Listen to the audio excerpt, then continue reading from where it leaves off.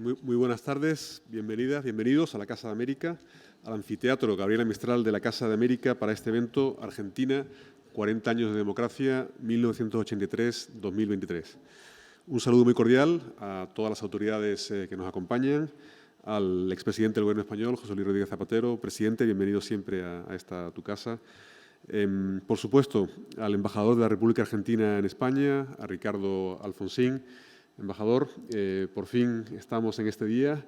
Llevamos meses preparando con todo tu equipo, a quien aprovecho para saludar esta jornada. También a su esposa, la saludamos muy cariñosamente. Embajador, como le dije, en esta jornada no solamente le saludamos como embajador de la República Argentina, sino también como hijo del presidente Alfonsín, que seguro que será muy recordado hoy día.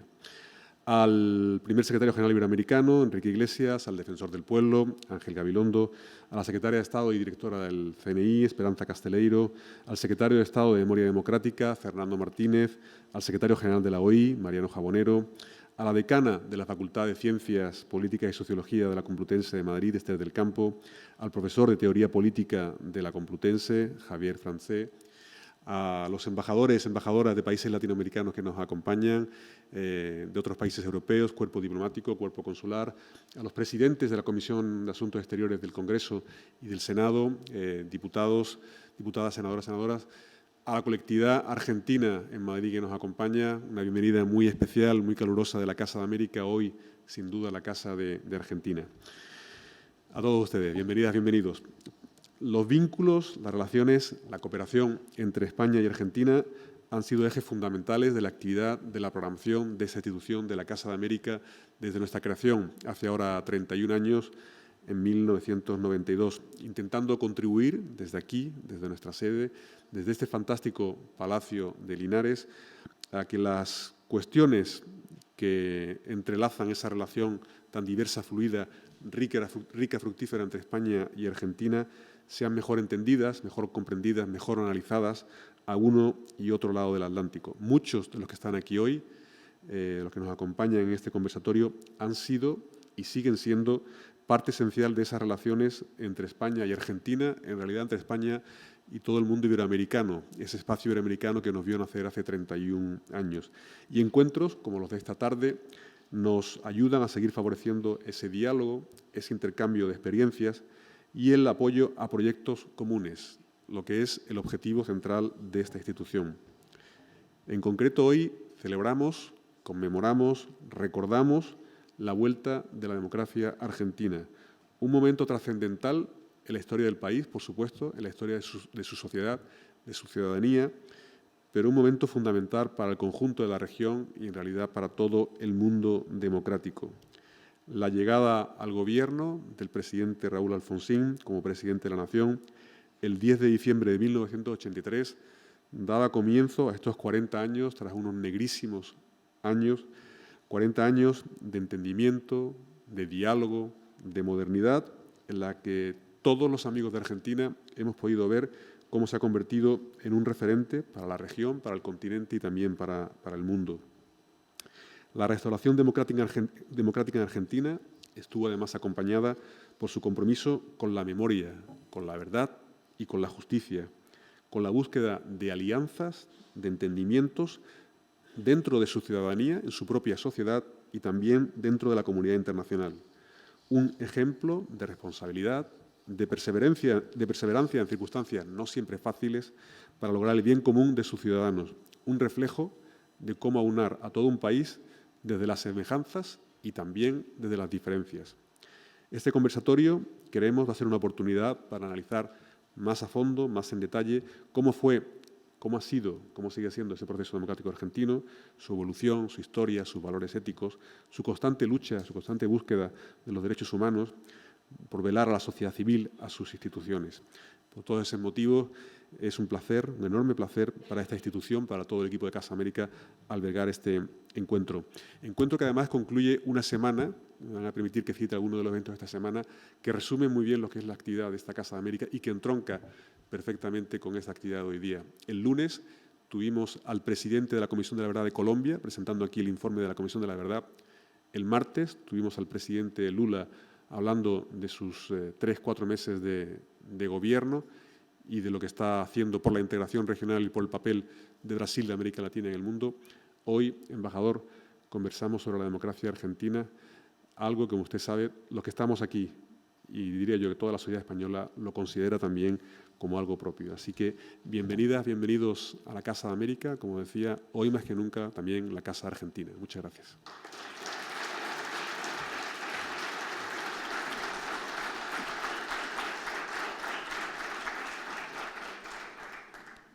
A continuación, invitamos al atril al expresidente del Gobierno español, José Luis Rodríguez Zapatero, a quien recibimos con un aplauso.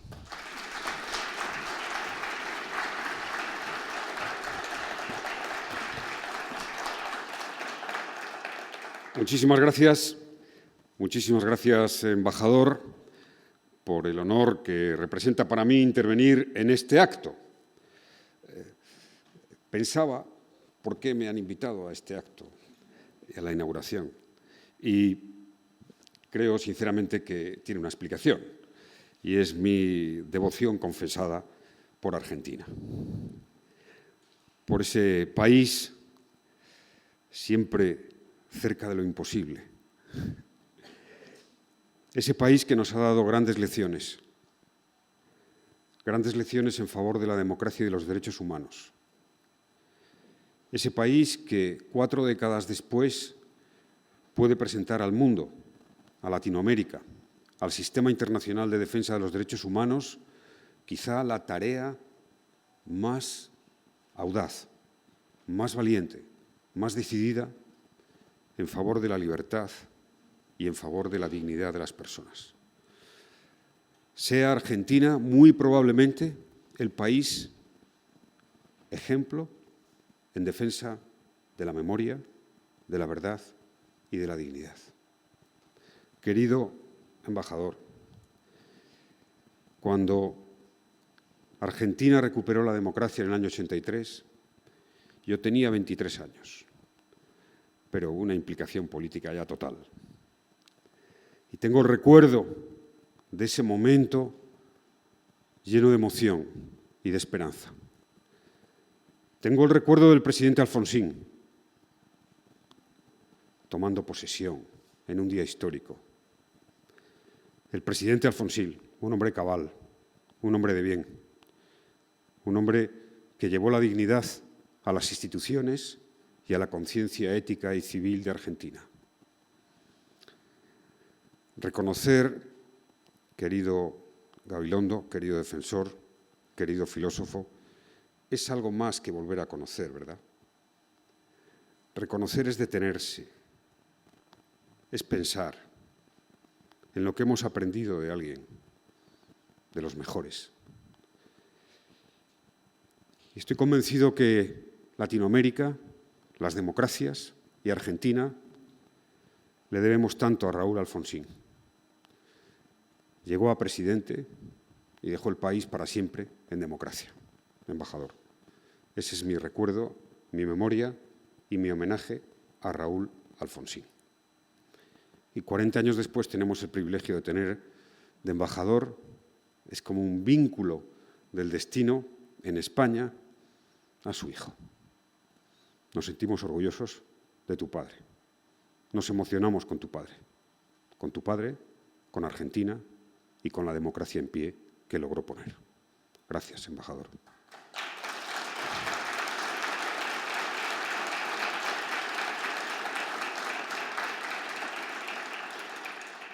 En el discurso de toma de posesión, Raúl Alfonsín afirmó que jamás el fin justifica los medios.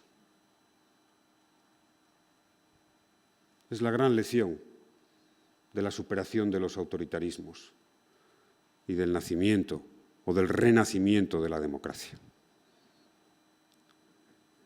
Esa democracia argentina que aún llora, que aún recuerda, que aún sufre, que aún tiene vivo el dolor de los desaparecidos,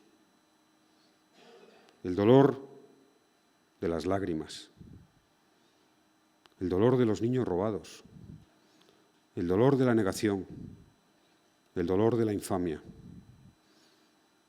Ese dolor permanecerá siempre vivo en la conciencia de la dignidad argentina. Un dolor que nos conmueve, un dolor que nos paraliza, un dolor que nos hace preguntarnos por nuestra especie, por la especie humana. Hace no mucho tiempo, en Argentina, hace poco tiempo, en un Congreso de los Derechos Humanos, se recordaban las acciones por las cuales se tiraban narcotizados a los jóvenes desde los aviones, a una muerte segura, a un olvido, a un desprecio, a la más mínima dignidad de los derechos humanos. Eso pasó no hace tanto. Y la democracia argentina ha sabido ponerlo en valor. Ha sabido recuperar de la mano de quienes hoy deben de estar aquí en un lugar de reconocimiento, esas madres de la Plaza de Mayo, a las que honramos, recordamos y reconocemos.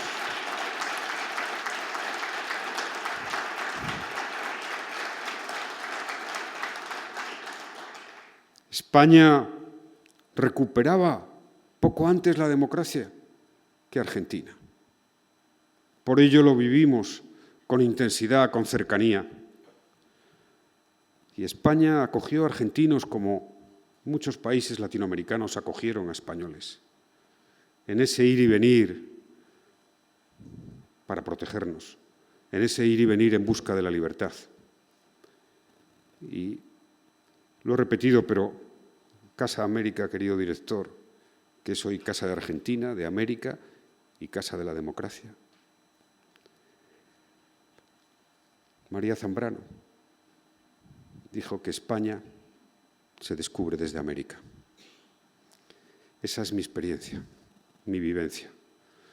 Lo mejor de mi experiencia política, de mi experiencia en favor de la libertad, en favor de la defensa de los olvidados, del reconocimiento de los diferentes, del respeto a los pueblos indígenas. Eso es lo mejor que he aprendido en mi vida política y lo he aprendido en América Latina. Quiero seguir aprendiendo de América Latina. Es ya un deber. Jorge Luis Borges, a nadie debe extrañar que le cite una vez más, afirmó que estos son los peores años de la historia. Esto lo han pensado todos los hombres en todas las épocas. Y es cierto que tenemos esa tendencia a pensar que el presente, con las dificultades que tiene todo país como Argentina, ese presente es un presente agobiante, quizá el peor, pero no. El presente de Argentina es infinitamente mejor que el de hace 40 años, porque tiene la democracia y la libertad y hay que valorarlo y respetarlo.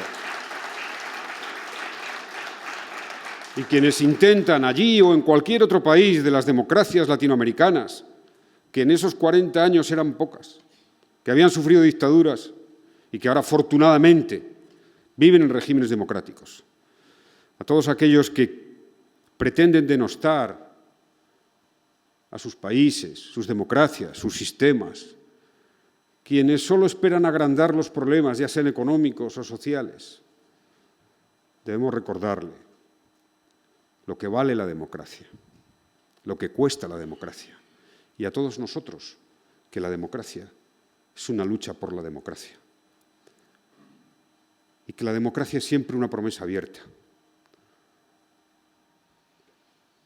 Estoy del lado, querido filósofo Gabilondo, de aquellos que piensan que la capacidad de progreso moral de nuestra especie es ilimitada y que a cada derecho, a cada nuevos derechos se abren la puerta a otros derechos. Ese debe ser el horizonte de las democracias latinoamericanas y de un país como Argentina. Debemos fomentar una comunidad internacional que respete los principios de la legalidad internacional, que promueva más activamente la justicia que luche contra las desigualdades y que valore extraordinariamente lo que han hecho los países del sur, especialmente de Latinoamérica, en favor de esa democracia y lo que hacen en favor de la lucha por la justicia social.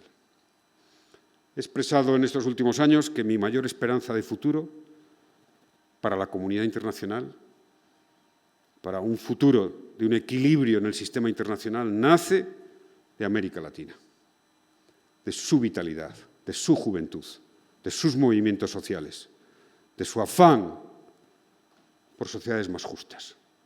Han conseguido poco tiempo siendo naciones muy jóvenes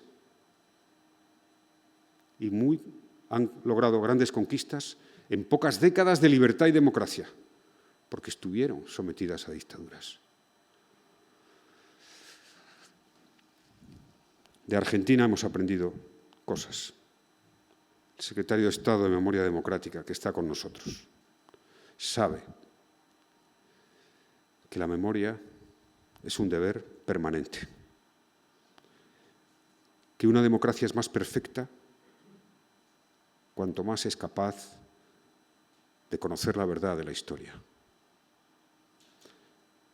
La dignidad que está detrás de la verdad y de la memoria, la dignidad es el mejor cauce para la reconciliación, para la paz, para la conciencia tranquila de una sociedad.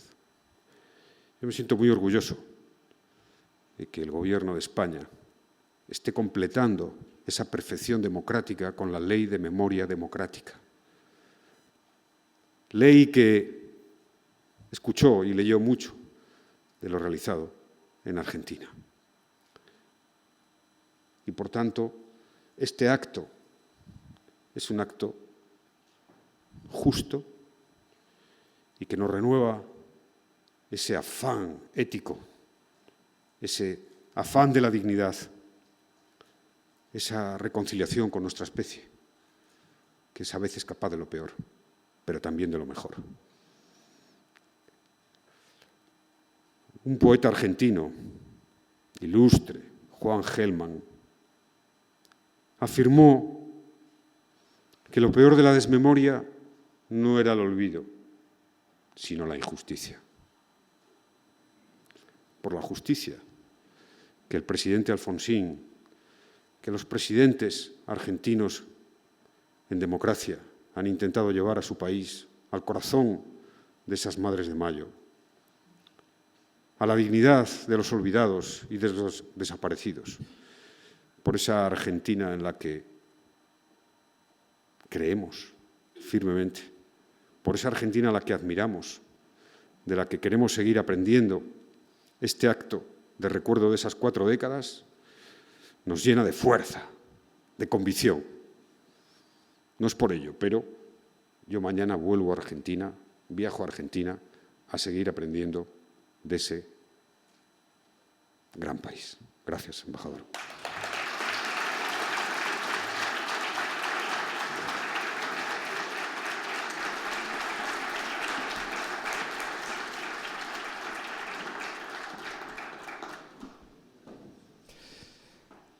A continuación, para el panel número 1, la restauración de la democracia en Argentina, invitamos a subir al escenario al secretario de Estado de Memoria Democrática del Gobierno de España, don Fernando Martínez López, y al profesor de Teoría Política de la Universidad Complutense de Madrid, don Javier Francé.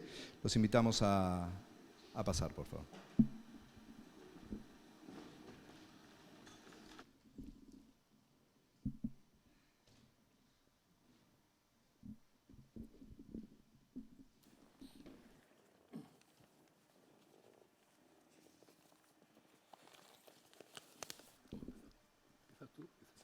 Secretario de Estado, creo que usted tiene la palabra. Bueno, pues buenas tardes a todos y a todas. Muchísimas gracias, embajador, por invitarme en nombre del Gobierno de España a esta conmemoración del 40 aniversario de la restauración de la democracia en la República Argentina. Muchísimas gracias a todos los que están presentes en esta conmemoración y como muy bien ha situado nuestro querido José Luis Rodríguez Zapatero, recordar la llegada de la democracia, recordar a Raúl Alfonsín.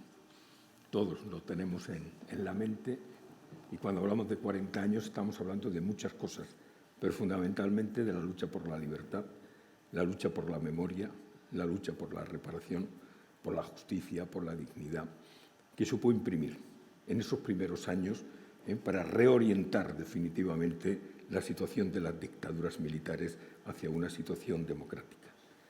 Es un orgullo, y tiene que ser un orgullo para ti, embajador, estar hoy con nosotros representando a tu país, aquí en nuestro país, en España, que tanto queremos la Argentina, que tantos vínculos históricos tenemos con la Argentina y, como muy bien decía Rodríguez Zapatero, que tanto hemos aprendido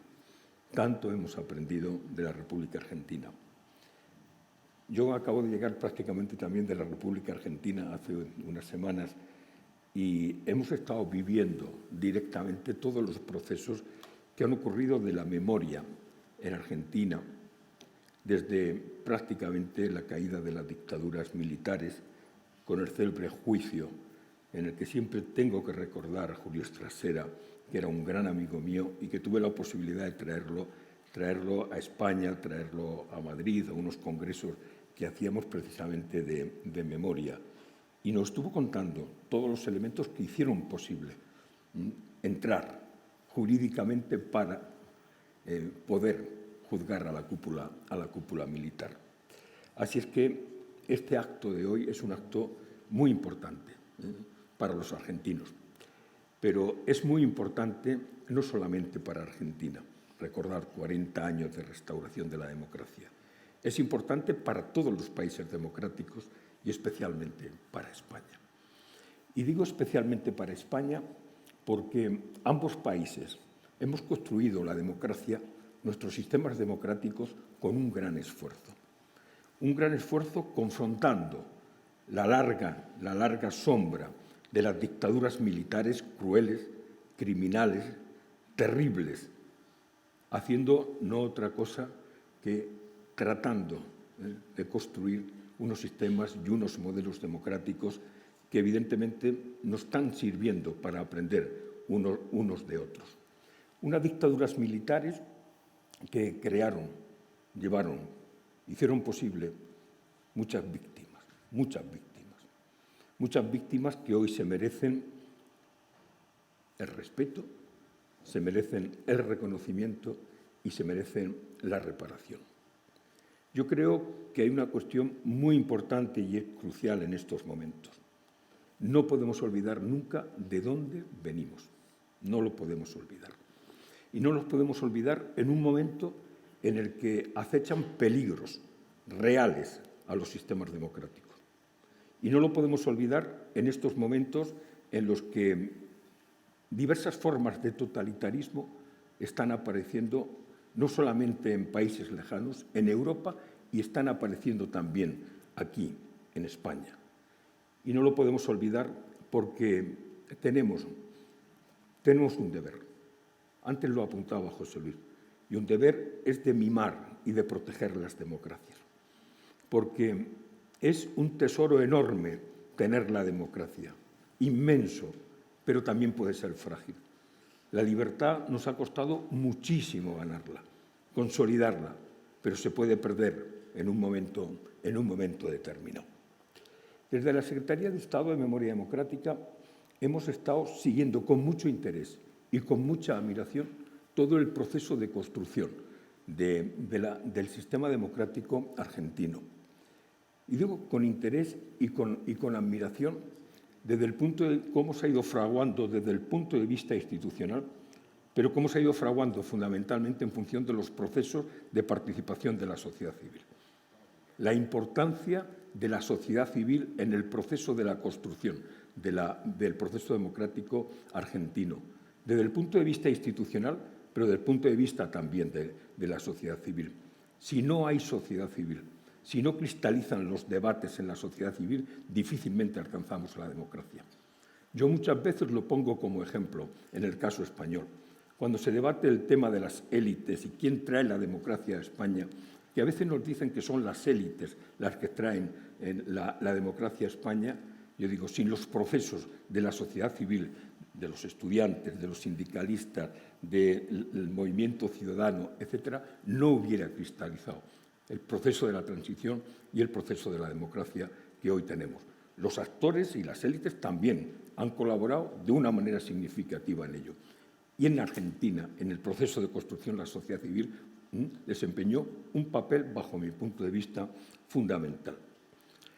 Quizás yo tendría que poner el énfasis como secretario de Memoria Democrática, con la responsabilidad que tengo de gestionar las políticas públicas de memoria, quizás en dos aspectos a recordar del proceso de construcción de la democracia en Argentina. En primer lugar, fundamentalmente yo haría referencia al célebre informe de la CONADE que se presenta de las desapariciones forzadas y que se le va a presentar a Raúl Alfonsín en septiembre del año 84, en el que yo creo que es fundamental para el proceso de la construcción de la memoria en Argentina. Y es fundamental porque la consolidación parte de unas bases sólidas desde el punto de vista ético y pone en el centro del proceso a las víctimas y a la memoria. Víctimas y memoria están en el proceso de construcción de la democracia argentina en este sentido.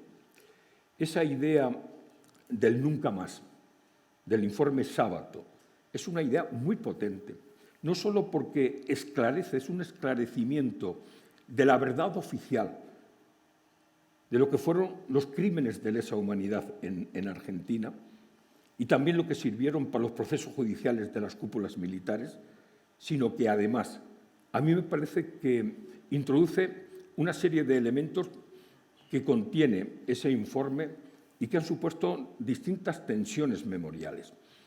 El informe Sábato tiene tensiones liberales que ponen de relieve en última instancia las dificultades en buscar las claves que tenemos, en buscar los consensos mínimos para poder enfrentarnos, para poder convivir, para poder buscar elementos de salida a ese pasado traumático en contextos democráticos no totalitarios. Cualquiera que lea la trayectoria del informe Sábato, los avances, los retrocesos, las lecturas, las relecturas del informe, yo creo que lo ponen de relieve. Pero no solamente el informe es importante para la Argentina, el informe Sábato es importante a escala global. El nunca más es algo que, sin lugar a duda, es un informe demoledor para las dictaduras militares. Pero además de eso, es que conceptualmente introduce toda una serie de elementos que hacen posible que el tema del nunca más no sea una cuestión estrictamente de Argentina, que sea algo globalizado, que sea algo que se ha extendido prácticamente por el mundo como un elemento clave de la memoria y del repudio del olvido. A mí eso me parece que es fundamental tenerlo en cuenta. Es cierto que podemos decir que el nunca más, dicen algunos autores, que nace allá por el gueto de Varsovia, de los supervivientes del gueto de Varsovia, que se extendió por los supervivientes de los campos de exterminio nazi. No hay que olvidar que esa frase nunca más aparece en 5 idiomas en los campos de exterminio de nazi. Por ejemplo, Dachau o en Treblinka aparece el nunca más. Pero a mí me parece que el nunca más se ha convertido en algo tan global que, como decía antes Rodríguez Zapatero, no se puede entender la Ley de Memoria Democrática de España sin ese nunca más, sin ese planteamiento de conozcamos, reconozcamos para no repetir. Repudiemos el olvido, pero hagamos recordar para no repetir. Nunca más se vuelvan a repetir los hechos traumáticos del pasado. Nuestra ley le debe mucho, mucho a la experiencia de Argentina. Le debe mucho desde el punto de vista transversal, pero también le debe mucho desde el punto de vista de los grandes conceptos. Conocimiento de la verdad, el derecho a la verdad que establece la Ley de Memoria Democrática, de la verdad de lo que ocurrió, de todo lo que ocurrió, el derecho a la investigación, que aparece por primera vez en la legislación española, de las violaciones de los derechos humanos durante la guerra y durante la dictadura. Eso lo aprendimos de la experiencia, esa experiencia de ese pasado traumático que tenemos conjuntamente Argentina y España. La reparación, esas reparaciones que empezaron a hacerse. A mí no hace mucho me recordaba el exrelator de Naciones Unidas, Pablo de Grey, la cantidad de dinero que da la República Argentina para las víctimas, esas víctimas de las que hablaba José Luis hace un momento. Yo le tuve que recordar algo también y le dije, en España también ha habido reparaciones, porque ha habido gente que dice que la democracia no hizo reparaciones. La democracia ha hecho bastantes reparaciones de carácter económico. Desde la ley de amnistía hasta ahora, prácticamente más de 25.000 millones de euros en reparaciones, en indemnizaciones, en pensiones, que empiezan desde la ley de amnistía y fundamentalmente culminan en la etapa de José Luis Rodríguez Zapatero con las grandes indemnizaciones que se hacen a las víctimas de la democracia. Si recuerdo, 135.000 euros.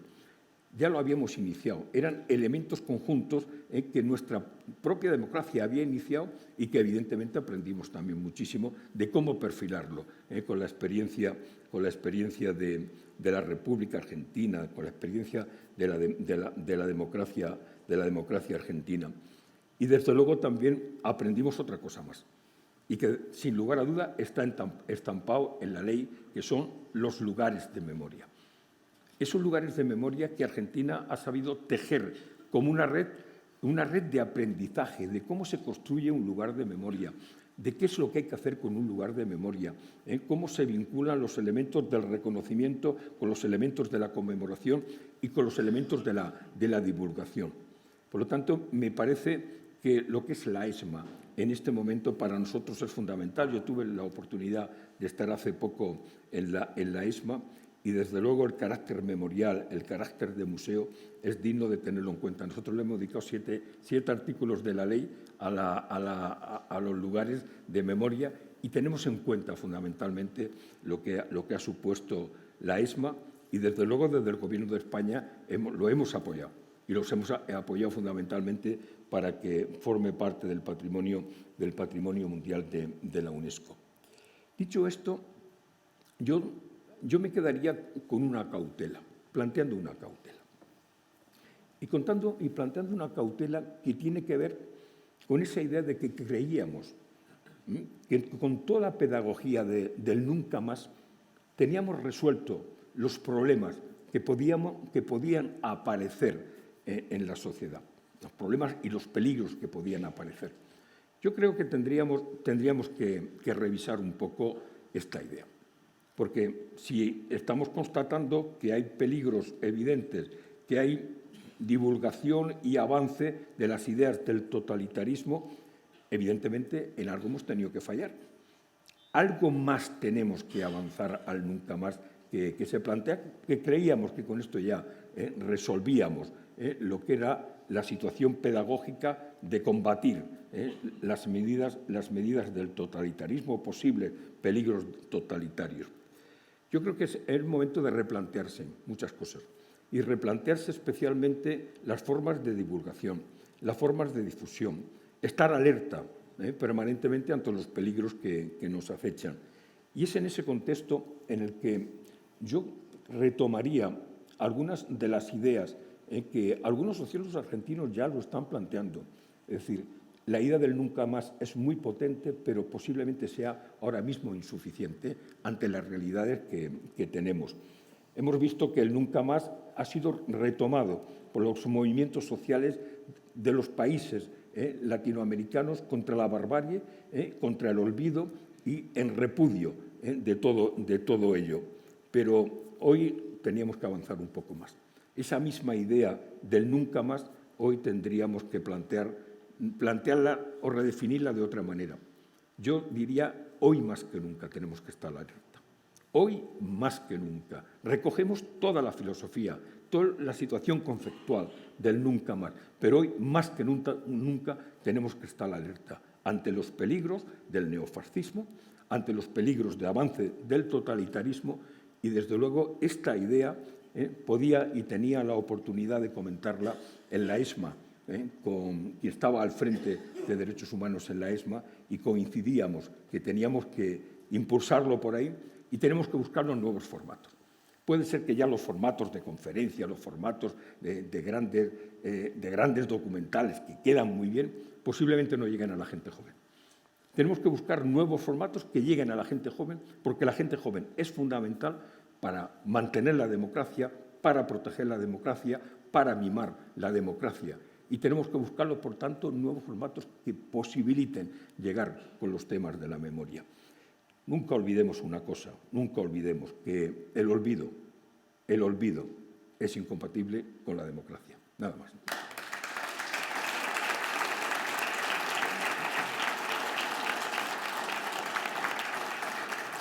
Pedimos ahora al profesor Francés realizar su intervención, por favor.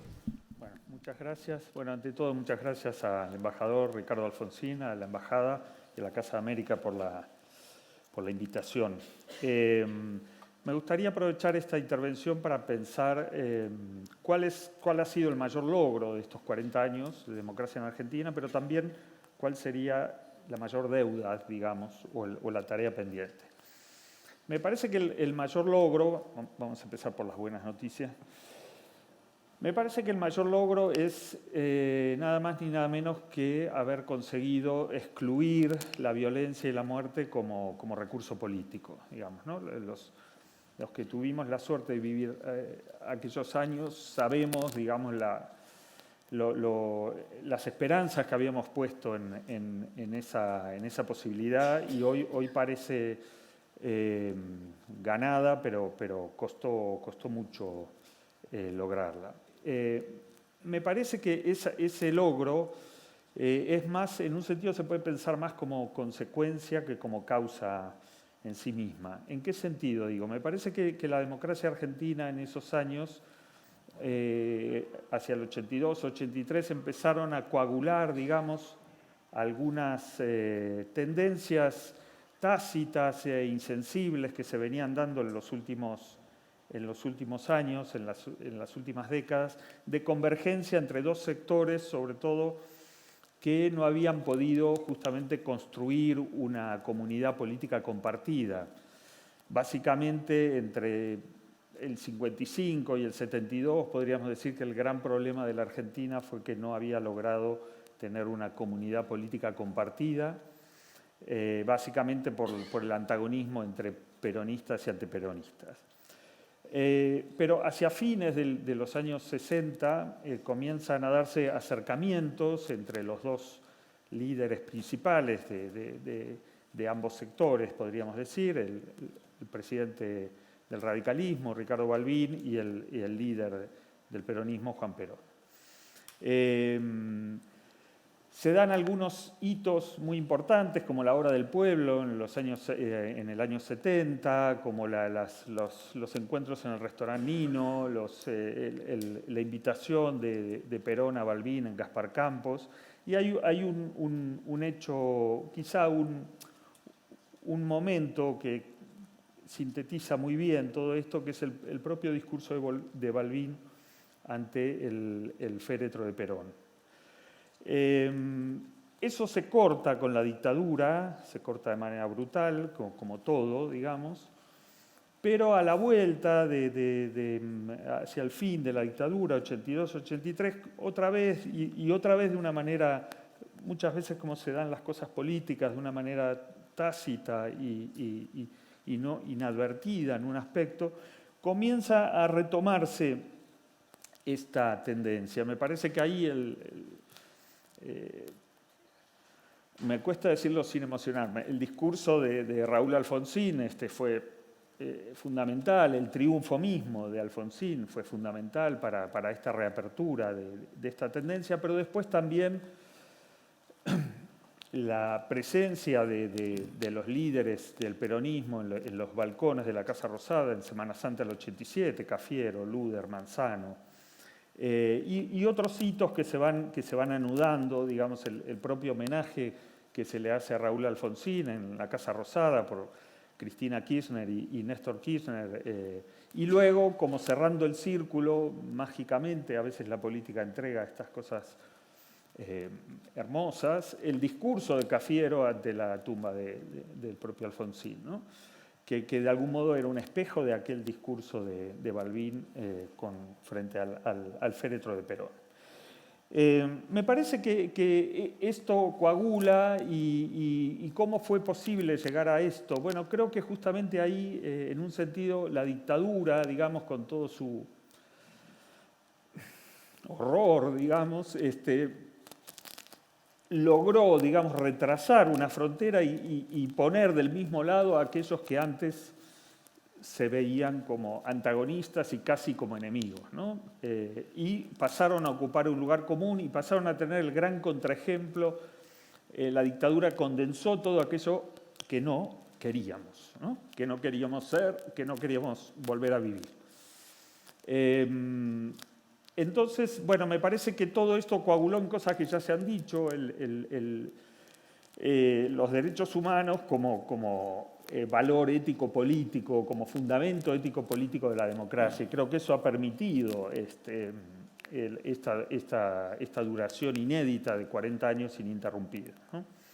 Creo que los juicios a las juntas y creo que la recuperación de la política de derechos humanos hacia 2003-2005 condensan bien esto que estoy diciendo. ¿Cuál sería la deuda de la democracia argentina? Creo que, no diría de la democracia en sí misma, no por embellecer la situación, pero sí creo que el logro es propio de la democracia, porque la democracia, como se dijo aquí, es un proceso siempre abierto y que justamente permite la transformación de las identidades políticas. Y esto que ocurrió como mayor logro fue justamente, terminó de coagular en democracia, y no es casual. Entonces, en ese sentido sí que diría que el logro es propio de la democracia y que esta deuda no es propia de la democracia, sino que ocurre en democracia, y en todo caso ahí está el problema.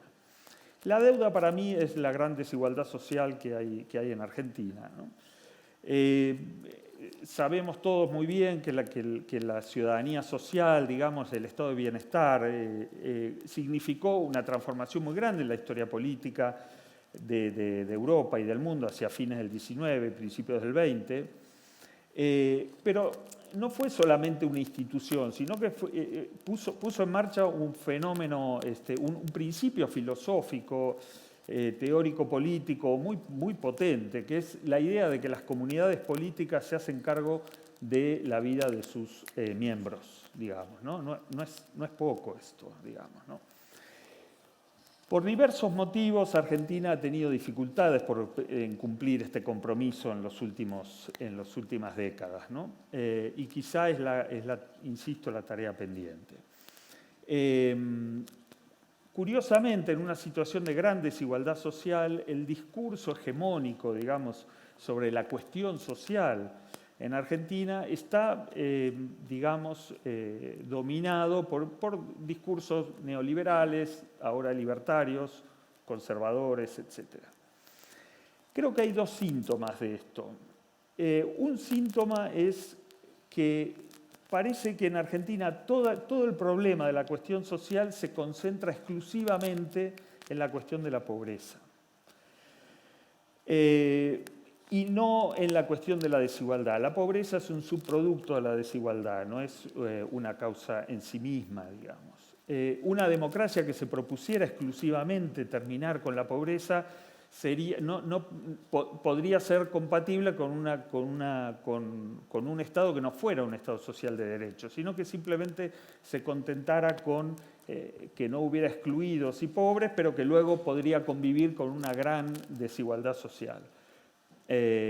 La desigualdad, se puede combatir, la pobreza, puede no haber pobres, pero esto no es incompatible con que se amplíe la desigualdad, y por lo tanto sí que es incompatible con una democracia social o un Estado social de derecho, digamos, ¿no? El otro gran síntoma, me parece, de este problema es el tratamiento de la cuestión impositiva en Argentina. Este discurso conservador, neoliberal, libertario, ahora, repite desde la política y sobre todo desde los medios una y otra vez que Argentina es un país que cobra muchos impuestos, que los argentinos tienen que trabajar muchas horas para pagarle al Estado los impuestos, como si la cuestión impositiva se pudiera medir de esta manera, digamos, en conjunto y no por sectores, según, digamos, las ganancias, las rentas y los patrimonios y el tipo de impuesto que se paga. El sistema impositivo, sin embargo, digamos, el sistema impositivo argentino es muy regresivo, digamos. Relativamente pagan más los que menos tienen. Básicamente, no los voy a aburrir con números, porque es un sistema que se apoya en los impuestos más inequitativos, que son los impuestos indirectos, el IVA, el consumo, etc. Y recoge muy poco por los impuestos más equitativos, que son los directos, la renta, las ganancias y los patrimonios. No obstante, me parece que la hegemonía de este discurso, que llama a bajar impuestos y a liberar las energías de la ciudadanía, a emprender, etcétera, etcétera, la hegemonía de este discurso, digamos, neoliberal o libertario, no es solamente responsabilidad de estas fuerzas políticas que legítimamente propugnan estas políticas, sino creo que también ahí hay una cuenta pendiente, podríamos decir, de las propias tradiciones progresistas, podríamos llamar, que serían las, digamos, que son en todas partes las que encabezan la lucha por la democracia social. En Argentina, digamos, ese espacio lo ocupó, y por eso a veces resulta tan rara vista desde Europa, la tradición que podríamos llamar nosotros nacional popular, digamos, tanto el radicalismo como el peronismo, con sus diferencias, pero básicamente responden a esa tradición, y esta tradición en un país periférico como Argentina entendió la redistribución social más que a través de la progresividad del sistema impositivo, a través de otros canales que son, podríamos decir, lógicos y legítimos en un país periférico, como la renta agraria, como el favorecimiento del consumo popular a través del impulso del mercado interno, etcétera, etcétera. Entonces, aquí esta tradición tiene, creo yo, una dificultad para entender esta tarea que quizá queda pendiente. Es un tema absolutamente en manos de los sectores conservadores, digamos, cuando en realidad debería ser politizado por estas corrientes. Entonces, para ir concluyendo, creo que estas dos cuestiones se combinan, digamos, ¿no? El mayor logro y la mayor deuda se combinan. ¿En qué sentido se combinan? Me parece que justamente el mayor logro, y subrayo cosas que aquí se han dicho, pero me parece que es una especificidad de la democracia argentina, el haber colocado, insisto, los derechos humanos como pilar ético-político de la democracia, que llevó a su vez a estas tradiciones, quizá más al peronismo en este terreno, a resignificar la tradición liberal política, en el sentido que ya no era vista, digamos, como el refugio, digamos, o la defensa de los derechos individuales, privados, egoístas. El liberalismo en América Latina está más vinculado a las oligarquías y menos vinculado a las burguesías revolucionarias, digamos, como en Europa. Y adquirió justamente hacia la transición un cariz colectivo, porque al final los derechos humanos son derechos de raíz liberal, pero tienen un carácter colectivo que los derechos, digamos, tradicionales, liberales, quizá no tenían. Y aparecían los derechos humanos como un garante de la democracia y de la lucha política, es decir, se podía luchar con otros, contra otros, dentro de una comunidad compartida y sin que nadie tuviera que pagar el precio de la violencia o de la muerte. Entonces, retomo la cuestión. Creo que se combinan en el sentido de que este discurso neoliberal y libertario que llama a exiliarse del Estado, digamos, a acabar con el Estado, que es el problema, profundizaría, digamos, la inequidad social y, por lo tanto, haría todavía más difícil la democracia. No casualmente, el máximo exponente de este discurso cuestiona, digamos, de los dos monopolios que tiene el Estado, cuestiona el monopolio de cobrar impuestos, pero no el de la violencia legítima. No se puede decir que sea incoherente, pero es llamativo. ¿Cuál es el problema de esto? El problema es que el sistema regresivo impositivo argentino hace verosímil este discurso. Este es el problema central para mí. Hace verosímil que los sectores populares, que son los que más pierden con el sistema impositivo por dos motivos. Uno, porque son los que relativamente más pagan, y dos, porque son los que diría absolutamente menos reciben. Porque otros sectores, los sectores asalariados formales, medios y altos, contribuyen fuertemente, pero lo que no reciben lo pueden buscar y lo pueden encontrar en el ámbito privado. Los sectores populares no. Por lo tanto, esta situación en la que están hace verosímil el discurso antiestatal y anticomunitario, en definitiva, sociofóbico, ha dicho alguien, de abandonemos el Estado, rompamos con la sociedad, cada uno se hace responsable de su suerte, digamos, ser un ganador o ser un perdedor. Es decir, la contracara casi absoluta del principio filosófico que fundó el estado de bienestar. Entonces creo que aquí la percepción social en la cuestión impositiva es muy importante, como siempre en la política, pero hay estudios muy interesantes hechos sobre esta cuestión. Me parece que hay que tomarse en serio esta dificultad, sobre todo las corrientes, digamos, que podríamos llamar progresistas, aunque a muchos de ellos no les gustaría el nombre, pero vamos a llamarlo así. Creo que se tienen que hacer cargo de esto porque si no, y con esto termino, el mayor logro de la democracia argentina puede verse seriamente amenazado por la mayor deuda que tenemos hoy en día. Nada más, gracias.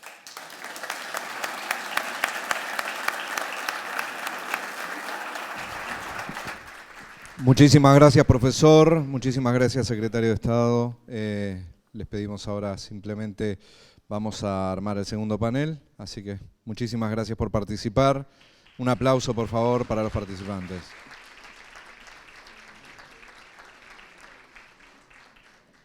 Seguidamente, para el panel número 2, Contexto Internacional en la Vuelta a la Democracia, invitamos a subir al escenario a la decana de la Facultad de Ciencias Políticas y Sociología de la Universidad Complutense de Madrid, doña Esther del Campo, y al secretario general de la OEI, don Mariano Jabonero. Muchas gracias. Entonces la palabra entonces para el secretario general es quien tiene la palabra. Muchas gracias. Muy bien, muchísimas gracias. Muchas gracias, querido embajador Ricardo Alfonsín, por esta invitación a participar en este muy simbólico y muy importante acto. Muchas gracias al director de Casa América, por Enrique Ojeda, por acogernos en esta casa, que es una casa común, y muchas gracias a todos y a todas las que comparten este momento con nosotros, y muy especialmente muchas gracias al expresidente Rodríguez Zapatero por esas iluminadoras palabras de siempre que atendemos desde la OEI, siempre con mucha ilusión y mucha emoción. Gracias, defensor del pueblo. Gracias, querido amigo Ángel. Mi intervención es una intervención que quizás sea la más árida posible, porque es un poco contar qué ocurría entonces, y esto es poco poético, y además lo que ocurría era en general bastante malo. Por lo tanto, digamos, mi tarea va a ser hacer un relato de qué estaba ocurriendo en la región y en el mundo entero en esos momentos, y en los cuales se produjo un cambio democrático muy bienvenido y muy querido.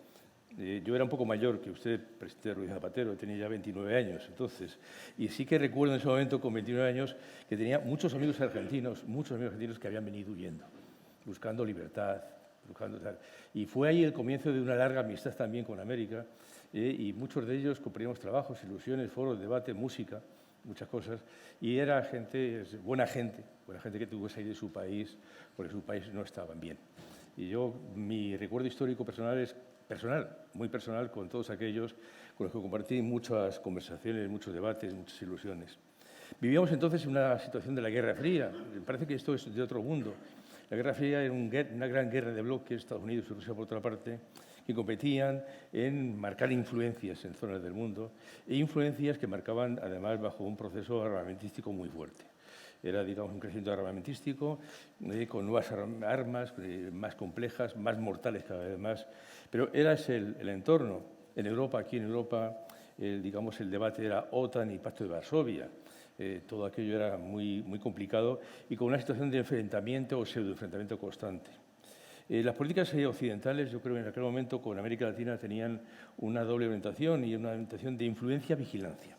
Influencia-vigilancia sobre la región que generó pocas cosas buenas. Yo creo que generó fundamentalmente una polarización y unos cismas políticos profundos. Porque, digamos, era una intervención delegada en una región a través de esas dos lógicas de ustedes qué hacen y qué es lo que queremos que hagan, más o menos. La economía a nivel económico fue un momento muy crítico. Todos los países del mundo lidiaban con unas tasas de inflación altísimas y unos niveles de desempleo fuertes. En Estados Unidos la recesión era potente en ese momento. Después empezó a recuperar, un proceso de recuperación económica que fue además un proceso complicado y no exento de riesgos y de problemas. Y Europa vivió salir del estancamiento de los años 70, un estancamiento económico y una cierta evolución económica efectiva, pero muy lenta todavía, en ese momento todavía muy lenta. En el mundo de desarrollo, muchos países estaban lidiando con problemas de deuda, muy graves problemas de deuda, dificultades para establecer un crecimiento económico sostenible. Y en todo este momento, en el año 82, año en el cual en España se produjo un cambio político importante, lo que ocurre es una crisis grave de la deuda en toda la región, que don Enrique nos fue después ilustrar mucho más sobre ello. La situación se producía, digamos, en un doble proceso. Cuanto más avanzaba la democracia, la economía estaba peor. Parecía que había una penalización económica de la democracia. En lo social, en la región, en esos momentos, había una tensión muy fuerte y muy creciente, sobre todo por ese problema de desigualdad que mi profesor ha comentado. La desigualdad era el gran problema, que generaba otros segundos problemas, como la pobreza, como la violencia y tal, pero el problema troncal era una tremenda desigualdad económica y de falta de oportunidades para las personas. Estos amigos míos que vinieron a España venían porque no tenían oportunidades. Salían de Argentina y salían de América Latina. En los Estados Unidos, la administración Reagan enfrentó críticas por su política económica y social muy regresiva y que supuso una reducción de gasto público importante, ilustrada o auspiciada por la señora Thatcher. Digamos, en un tándem perfecto ahí, y la cuestión inventaban ese invento magnífico que se decían, es que con un sueldo una familia no va a poder vivir bien, tendrá que buscarse la vida de otra forma posible, algo que, digamos, hoy visto es algo como aterrador. Y en Europa muchos países estaban lidiando con procesos internos conflictivos de inmigración, también de defensa de derechos humanos y de situación, digamos, de complejidad. Hubo en esa época algo que se nos ha olvidado, creo que se ha olvidado en buena parte. En los años 70 hubo un movimiento de los derechos de los países no alineados. Fue un movimiento muy emergente en los años 70 que abrió un debate político distinto. Países que decían vamos a hablar, negociar, discutir, sin contar con otros que nos dirigen. Ese proceso que empezó en los años 70, en los años 80 se vino abajo. Se vino abajo. Las dos conferencias más significativas de los años 80 fue la conferencia de Nueva Delhi y la de Harare, que al final consagraron, digamos, una decadencia de ese proceso, en buena parte por dos motivos bastante sencillos. Por una parte fue los conflictos militares y políticos entre países no alineados, entre ellos, y por otra parte la caída de los países del este, que dejaron, digamos, sin protección a este movimiento. Esto supuso, digamos, un momento, digamos, una triste experiencia. Yo lo calificaría una triste experiencia, porque pudo ser un espacio de debate político global muy interesante que tuviese, digamos, más recorrido. Y en aquellos momentos en España iniciamos el camino de la democracia. Justo en ese momento, también en esa etapa, a través de un proceso de transición marcado por la concordia, el diálogo y la reconciliación, que solo sufrió el susto involucionista del ilícito golpe de Estado del 23 de febrero. Solo hace 2 días celebramos los 49 años de la Revolución de los Claveles, hace 2 o 3 días. Una alianza cívico-militar pacífica que acabó con el autoritarismo que gobernó Portugal y sus colonias durante más de 4 décadas. Por lo tanto, había un proceso muy similar a un lado o al otro del Atlántico.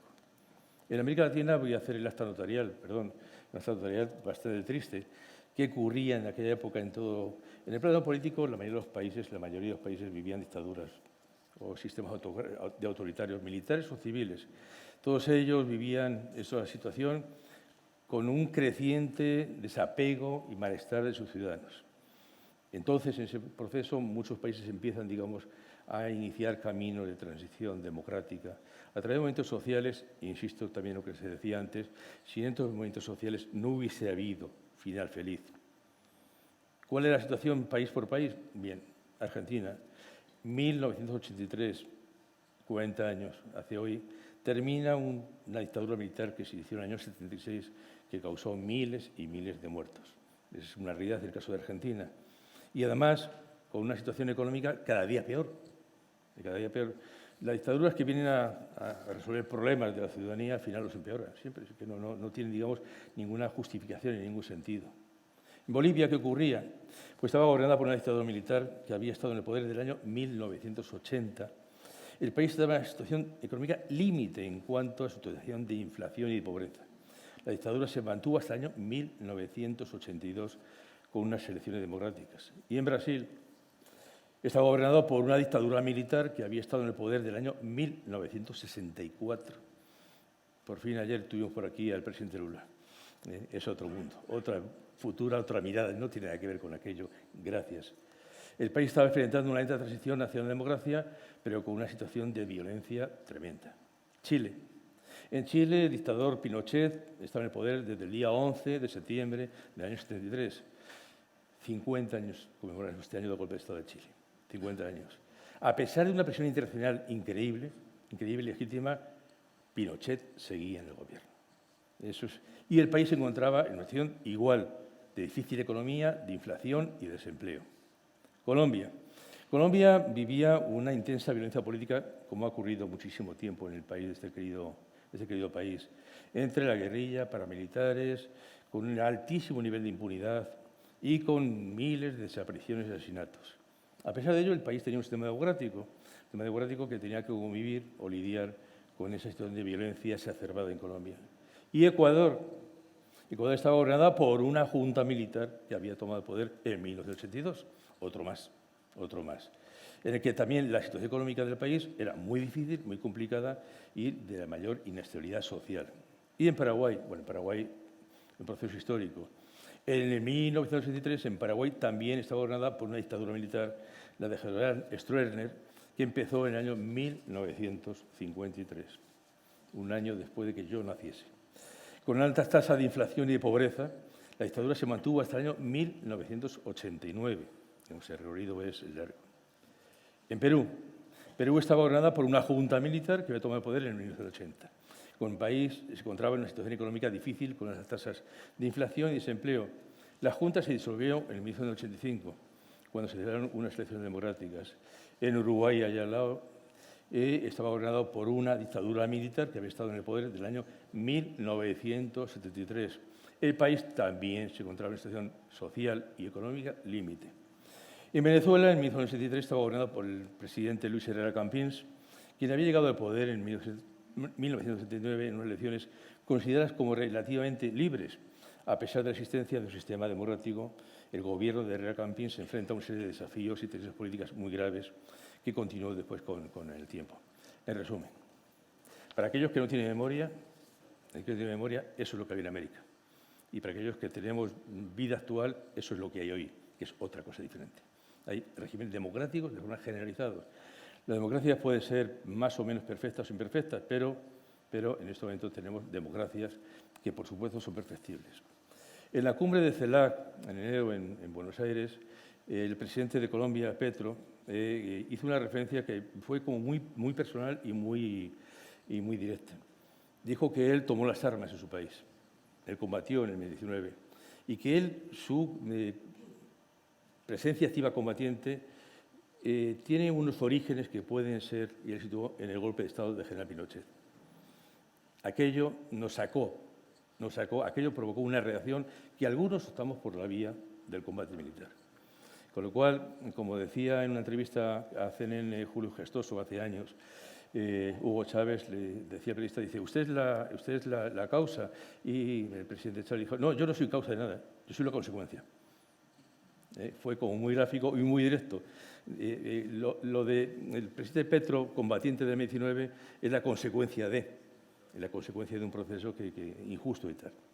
Para terminar, y yo creo que es de justicia y además del reconocimiento, y más estando aquí Ricardo Alfonsín, quiero citar una frase del presidente Alfonsín que dijo en el año 1993 y que dijo textualmente, y es en relación con este país, con España, por lo que le digo, dijo, será necesario arribar a un pacto político-social en el que se defiendan cuáles han de ser durante un periodo determinado las pautas de acumulación requeridas para la reconstrucción económica y cuáles las formas de redistribución que atiendan a los elementales requerimientos de justicia social. Los españoles, con los pactos de la Moncloa, han dado un ejemplo interesante. Es una visión de Alfonsín vinculada a un proceso, digamos, de dos mundos, Europa-América, que compartimos y creo que podemos aprender todos mucho de ellos. Creo que en este país, en España, hemos estado, y en ese sentido pido perdón y disculpas a quien se sienta aludido, demasiado ensimismados con la transición y no hemos puesto demasiado en valor el proceso democrático de Argentina. Creo que el proceso democrático de Argentina es muy valioso y deberíamos de este país también y del resto de América Latina, que vio esa retahíla que he contado de situaciones, poner en valor de forma más fehaciente y más clara. Muchas gracias a todos y a todas.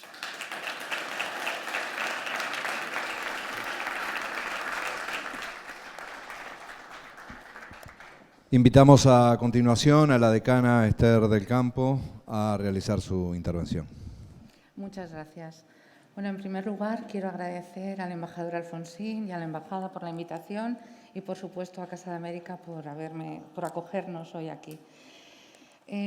Bueno, yo le hice caso al embajador a medias, tengo que decirlo. Nunca le hago caso del todo, ¿no? Entonces, efectivamente, voy a, si quieres, complementar una parte de lo que nos estaba contando Mariano sobre el contexto, pero luego, y entiendo que es por mi vivencia personal, porque yo hice mi tesis doctoral sobre Argentina. Entonces, claro, no puedo dejar de intentar recordar y rememorar aquellos años. La verdad es que mi tesis no fue sobre la transición argentina, fue sobre la tercera presidencia de Perón. Es decir, fue justo el antesala de lo que después sería la dictadura. Y era una tesis que comparaba esa tercera presidencia con el gobierno de Salvador Allende. Es decir, diríamos, dos modelos que intentaron afrontar la crisis de los años 60. Es una tesis casi de economía política, diríamos, porque intentaba plantearse tanto el modelo de desarrollo como los modelos políticos. Y fíjense que el final no fue feliz para ninguno de los dos, porque en ambos casos el final fue la dictadura, ¿no? La dictadura de Pinochet, que nos contaba ahora Mariano, y bueno, y ese régimen sultanístico o esa combinación, esa junta militar, ¿no?, en el que se combinaban pues los jefes de los distintos sectores de las Fuerzas Armadas. Por eso digo que mi posición es una posición donde afectivamente también y emocionalmente me siento muy comprometida. Por completar un poco lo que decía Mariano, hay que meter ahí como ecuación, como variable muy importante en esa ecuación, es la crisis de la deuda externa. Creo que es muy importante la crisis de la deuda, porque va a tener una gran importancia después en la autonomía de las políticas que se pudieron tomar por parte de los gobernantes de turno, y yo creo que eso es fundamental y explicaría una parte diríamos, de la deriva que tuvo también finalmente el gobierno radical. Y, por supuesto, y como soy politóloga y no me queda otra, pues tengo que hablar también de lo que significaron los modelos de transición a la democracia, ¿no?, de esa tercera ola de transiciones a la democracia, donde decía muy bien Mariano, efectivamente estaba Portugal, estaba España, estaba Grecia, pero también estaban casi todos los países latinoamericanos que desde el caso de Perú y Ecuador, a partir del año 78, pues fueron cayendo casi como unas piezas del dominó, ¿de acuerdo? Fueron cayendo en democracia, menos mal, como unas piezas del dominó durante la década de los 80. Y el último en caer, sin ninguna duda, fue el caso de Chile, que costó mucho, y esa fue una diríamos, de ese último ejemplo, ¿no?, de transición a la democracia. Es verdad que el modelo de transición española estaba en las cabezas, sobre todo en las cabezas, yo no sé si tanto de los dirigentes políticos como sí de los académicos, y se exportó, es decir, fue uno de los modelos de transición que se exportó a la región. Pero, lógicamente, no había tantas similitudes como podemos pensar. Es decir, yo creo que las peculiaridades nacionales y las especificidades, diríamos, de cada país son muy relevantes a la hora de entender la transición. Yo no quiero ser pesimista, pero yo me he preguntado en muchas ocasiones, y vuelvo a decir, en ese contexto, yo también viví, no voy a decir la edad, aquí lo han dicho los hombres, yo no lo voy a decir, viví la transición argentina, y yo siempre me he preguntado qué hubiera pasado si la guerra de las Malvinas la hubieran ganado los militares. ¿De acuerdo? No digo, no quiero hacer post-ciencia política, lo que trato de explicar es que uno de los factores desencadenantes, sin ninguna duda, y yo creo que tenemos que ser conscientes, fue la pérdida de la guerra de las Malvinas, sin ninguna duda.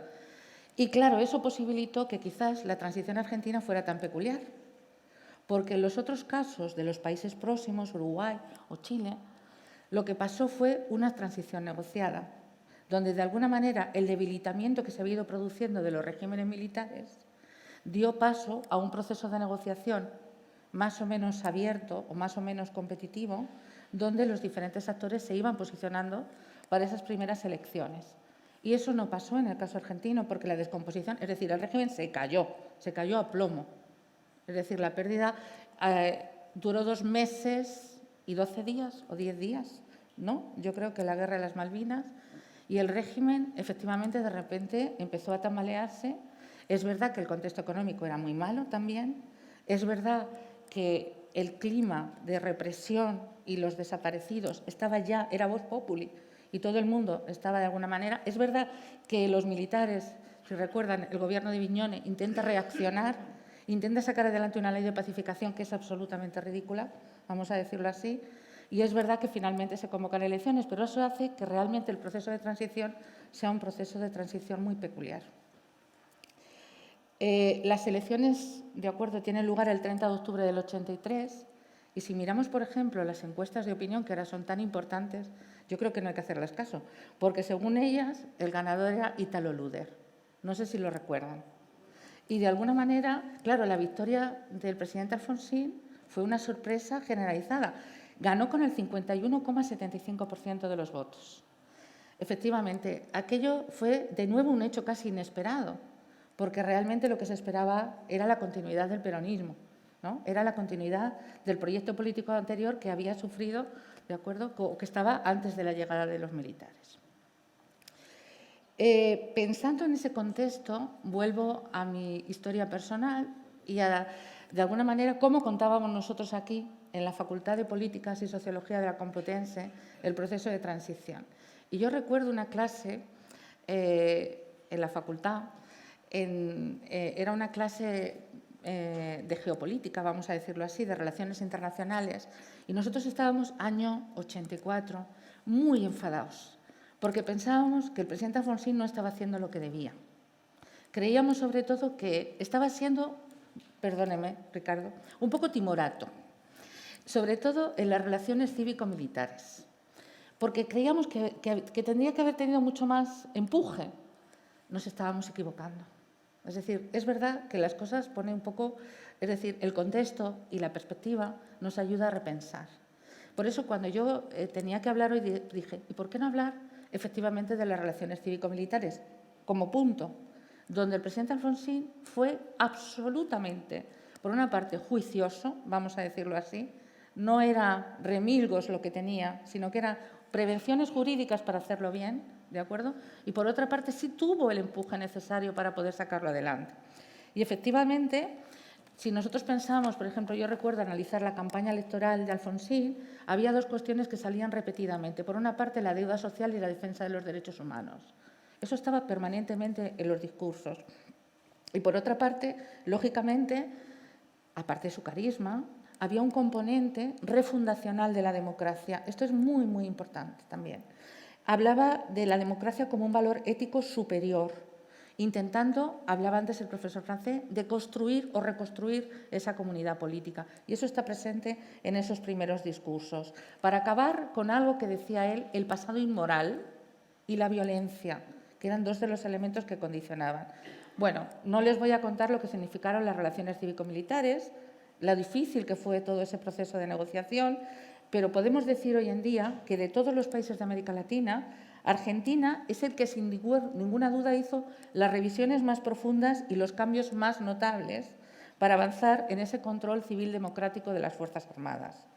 Es también el país que más pasos dio para hacer una política de defensa como una política pública que estuviera en manos del Poder Ejecutivo y no en manos del Poder Militar.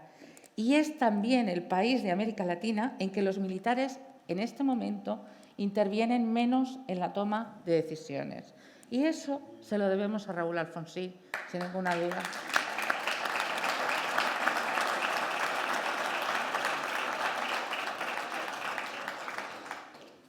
Ahora bien, todo eso tuvo un coste muy alto, ¿de acuerdo? Todo tuvo un coste, efectivamente. Bueno, yo les había preparado hasta las leyes, pero se lo voy a ahorrar. Yo creo que el coste, finalmente, tuvo que ver con no sé si un exceso de confianza, pero quizás una visión del presidente Alfonsín de que la sociedad civil argentina había madurado. Es decir, estaba ya, de alguna manera, madura para poder afrontar esos cambios en las relaciones cívico-militares. Pensaba que la democracia tenía que ser el motor de una nueva conciencia, de una nueva cultura política. Es decir, que la sociedad argentina tenía que ser ese motor y que las Fuerzas Armadas incluso se iban a depurar. Es decir, de hecho, yo creo que en los primeros años el presidente Alfonsín confiaba incluso en que una parte de esos sectores militares se autodepuraran, en el sentido de que se dieran cuenta de las atrocidades, de acuerdo, que se habían producido durante la dictadura.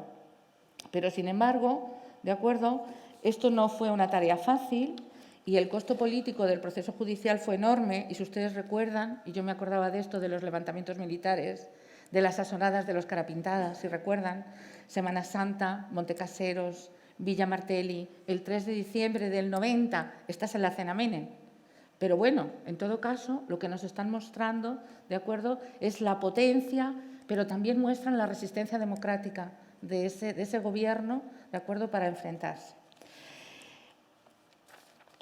El segundo tema que quiero tocar es, y vuelvo a mi vida personal, perdónenme, mi primer tema de tesis doctoral no fue estrategias de desarrollo y crisis política en Argentina y Chile, sino mi primer tema fue el alfonsinismo como movimiento político.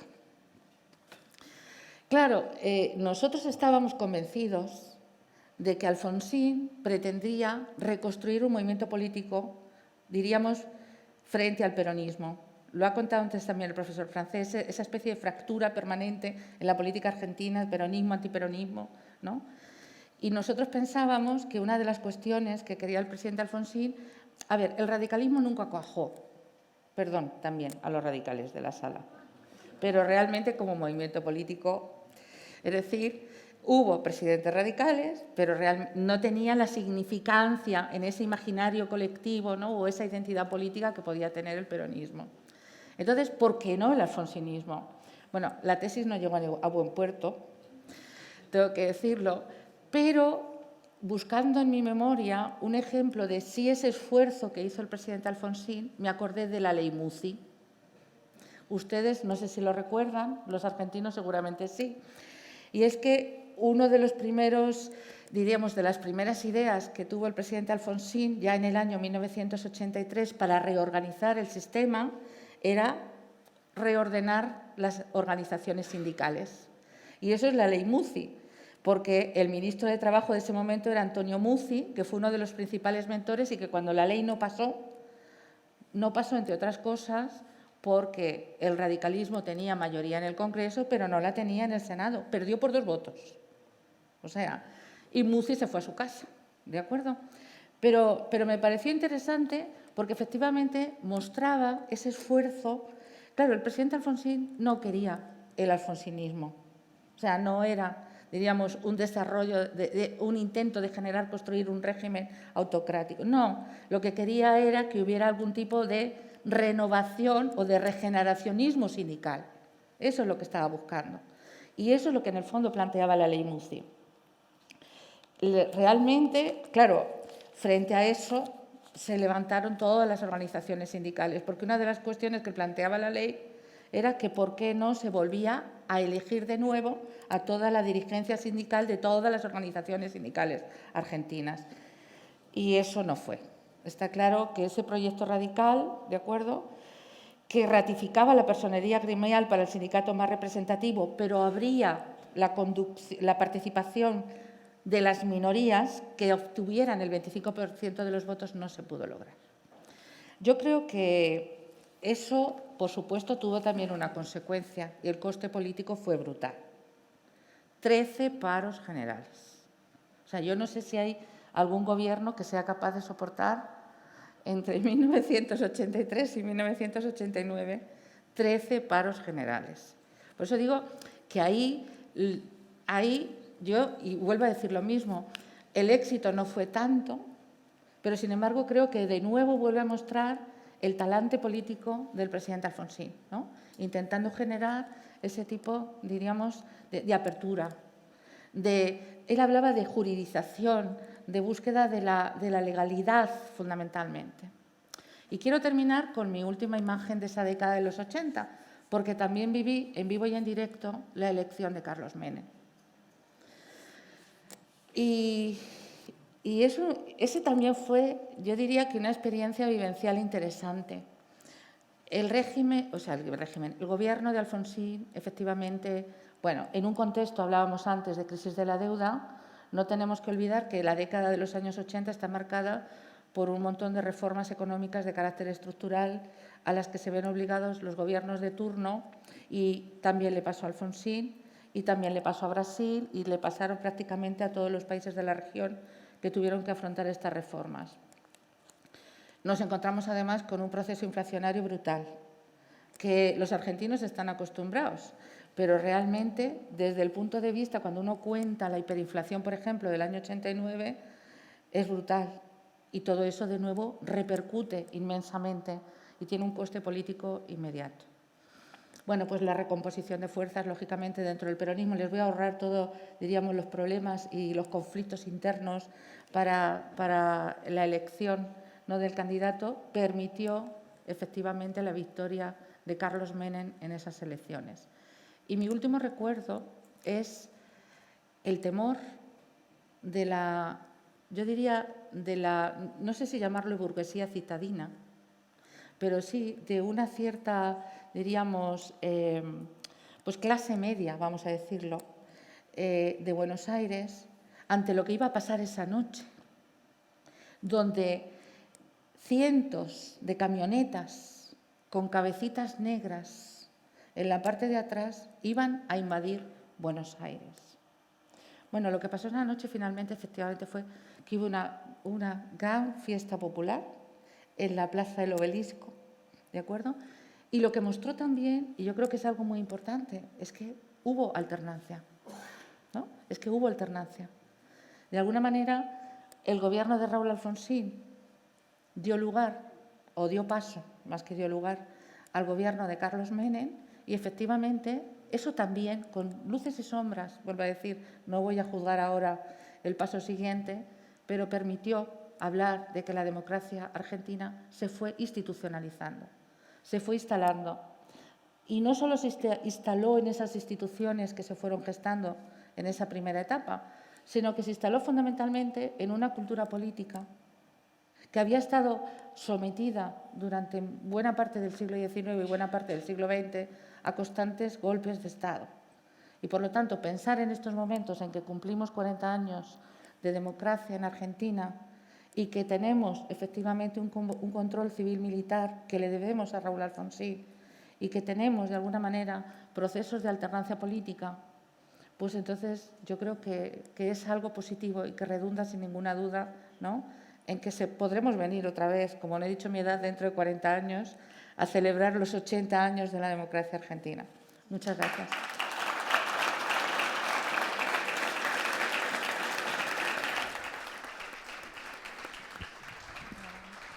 Muchísimas gracias, secretario general. Muchas gracias, decano. Vamos a dar paso al cierre de este conversatorio y para esto invitamos ahora al doctor Enrique Iglesias, ex canciller de la República Oriental del Uruguay, al también primer secretario general iberoamericano, al escenario para realizar el cierre, acompañado del señor embajador de la República Argentina, don Ricardo Alfonsín.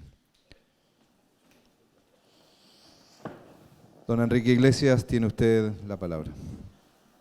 Bueno, señor embajador y querido amigo, estimadas amigas y amigos, muchas gracias por la invitación, embajador, y muchas gracias por haber organizado este seminario, este encuentro que tiene que ver con la fecha importante de su país, pero que es un periodo que se abre en América Latina donde todos tenemos algo que ver y agradecer.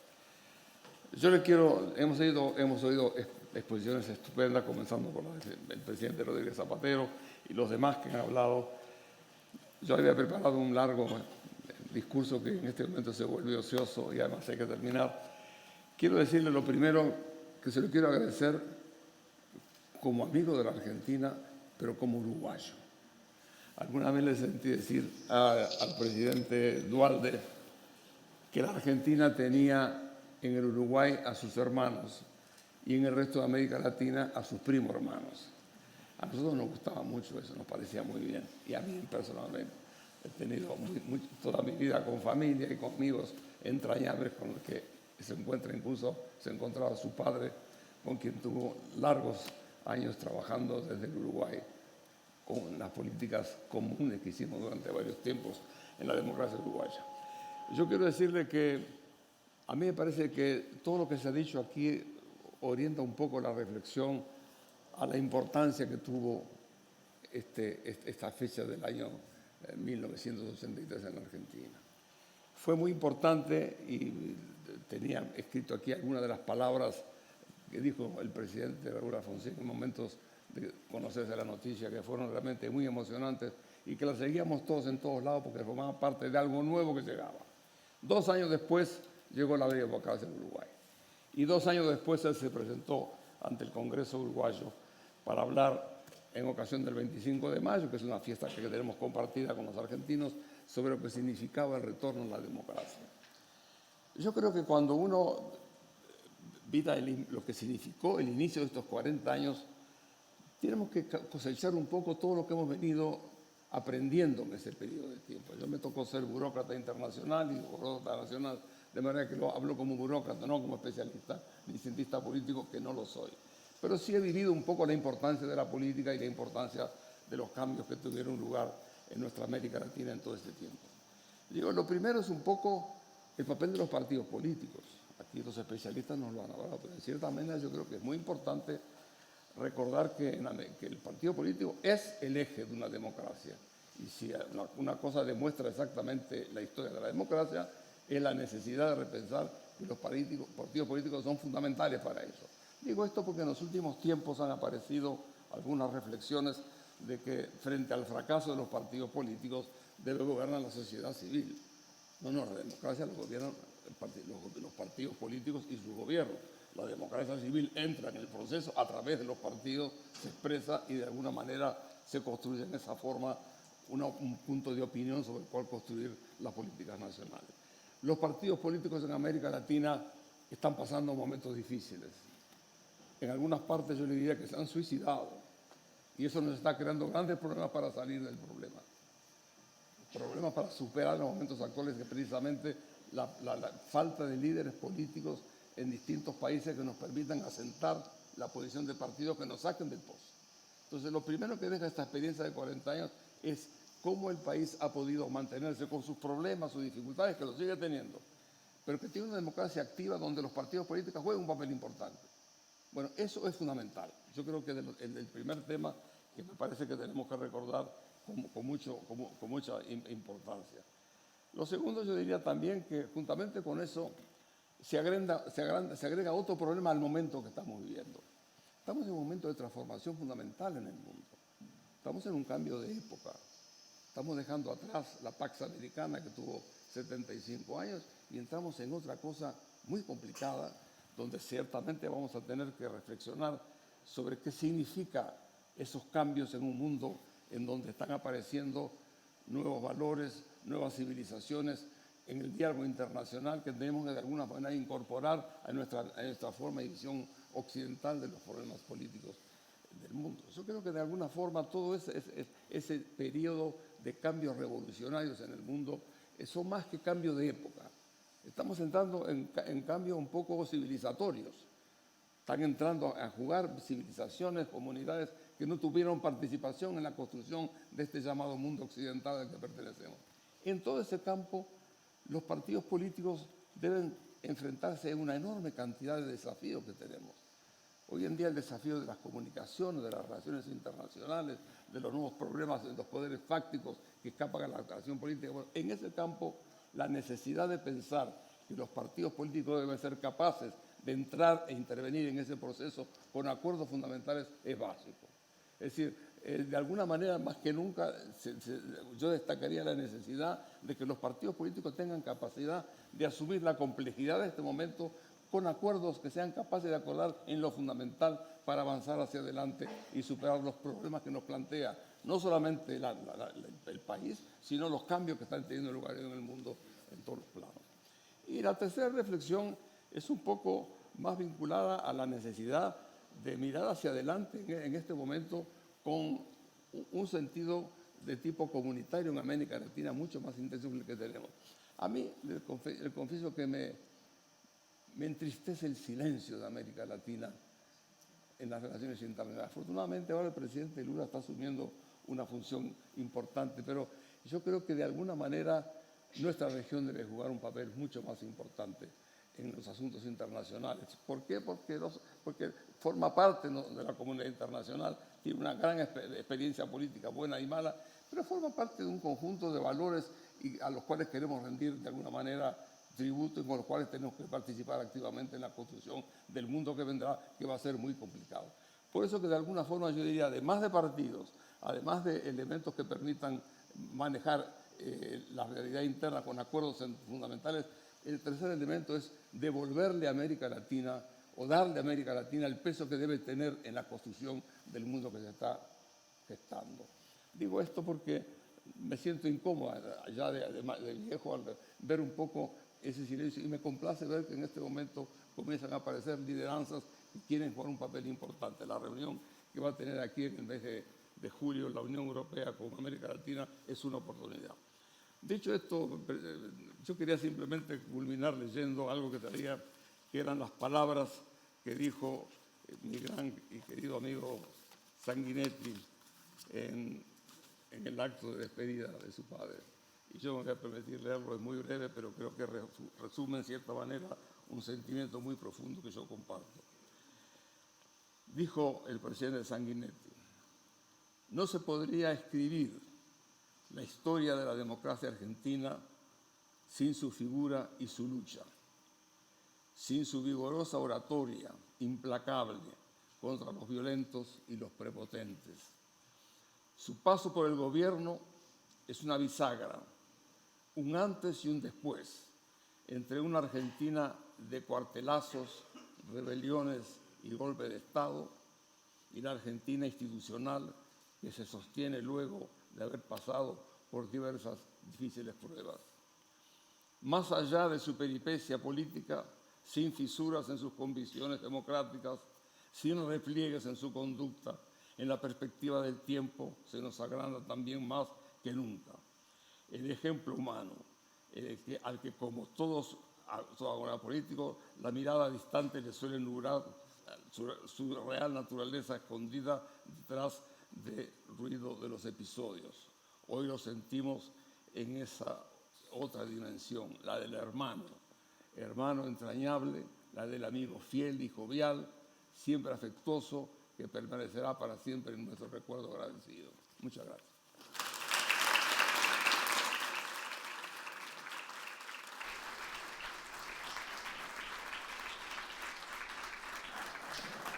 Bueno, no, yo no voy a hacer otra cosa que agradecer. En primer lugar, le voy a agradecer, ya que estoy con él acá, Enrique, muchísimas gracias por aceptar esta invitación que pude formularle gracias al encuentro que el embajador Bettini organizó para que pudiéramos comer juntos y charlar de cosas muy, muy, muy interesantes, realmente. Muchísimas gracias, Enrique. Tengo que agradecer a la presencia de un querido amigo, el presidente José Luis Zapatero. Muchísimas gracias por tu generosidad y muchísimas gracias por todo el trabajo que desarrollás, además, en América Latina a favor de la democracia y la construcción de sociedades más justas. Muchísimas gracias, en serio. Es muy útil para América Latina. particular para la Argentina. Muchísimas gracias a Fernando. ¿Dónde está Fernando? Se acaba de ir Fernando. Es de una gran generosidad también.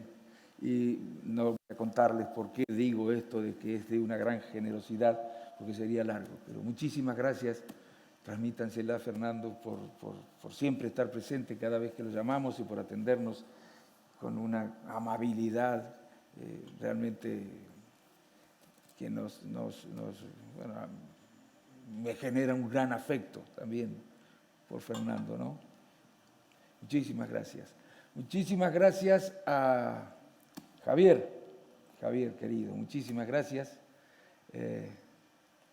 Comparto algunas de las cosas que dijiste, casi todas. Algunas después las vamos a conversar. Pero muchísimas gracias también, inmediatamente me dijiste que sí. Muchísimas gracias, Javier. Muchísimas gracias, Mariano. Con Mariano somos amigos. Muchísimas gracias también por lo que haces por América Latina, Mariano. Muchísimas gracias. Gracias por tu generosidad, por tus respuestas siempre rápidas. Muchísimas gracias. Esther, muchísimas gracias por lo que dijiste. Con vos tengo algunas diferencias más que las que tengo con Javier, pero ya te las voy a decir. Ya te las voy a decir después de tu vida. A Esther la conocí, fue la primera persona académica, digamos, con la que conversé cuando llegué a España, porque también te fui a pedir algo que necesitábamos organizar y tu respuesta fue muy rápida y positiva. Muchísimas gracias, Esther. Creo que no me olvido a nadie. Gracias por venir al Defensor del Pueblo, Ángel Gabilondo. Gracias, Enrique. Muchísimas gracias por siempre estar, encargándote y facilitándonos el trabajo que supone organizar encuentros de esta naturaleza. Muchísimas gracias a la Casa de América y a vos en particular.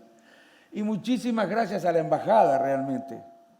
Muchísimas gracias porque han estado trabajando mucho para que se pueda hacer este encuentro. No los voy a nombrar, solamente voy a nombrar a los dos ministros, pero todos han trabajado.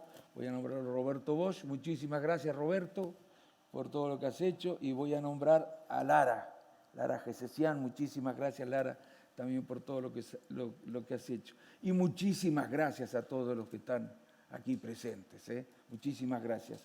Creo que ahora no sé qué es lo que vamos a hacer. Hay falta algo que pueda, por supuesto, quedarse porque ha llevado bastante tiempo esto. Muchísimas gracias otra vez a todos. A ver.